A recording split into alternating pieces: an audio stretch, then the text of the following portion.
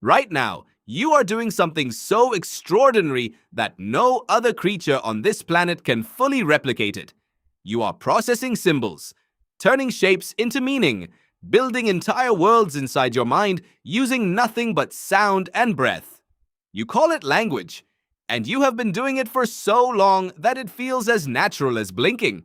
But here is the thing. For most of human history, language did not exist. There was a version of you, walking upright, hunting, grieving, laughing, who had no words for any of it. No name for the sun, no word for hunger, no sound that meant mother. And yet, that version of you survived, built shelters, raised children, formed deep, complex social bonds, crossed continents. The real question is not just how they survived without language. The real question is what was happening inside that brain, your brain, before words ever existed to fill it.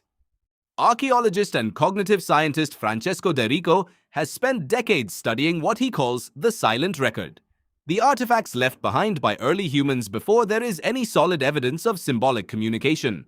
What he found changed the way scientists think about the origins of the mind, because the objects these pre-linguistic humans left behind are not the work of empty minds. They are the work of minds that were already thinking in ways we barely understand. Go back around 2 million years. Your ancestor, Homo habilis, is crouching beside a riverbed. In one hand, a rounded stone. In the other, a sharper one. With precise, controlled strikes, habilis chips the edge of the stone into a cutting blade. This is not instinct. This is planning. This is the ability to hold a future image in your mind, a sharper tool that does not yet exist, and work backward from it to make it real. Psychologists call this mental time travel, the capacity to imagine a future state and take steps to create it. Habilis had no word for this, but the brain was already doing it. And here is what makes that remarkable.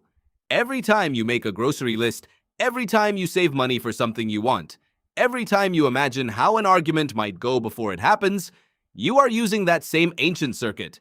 The words are new. The mental machinery underneath them is ancient beyond measure.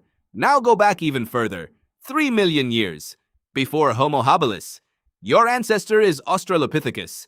They walk upright, but their brain is not much larger than a chimpanzee's.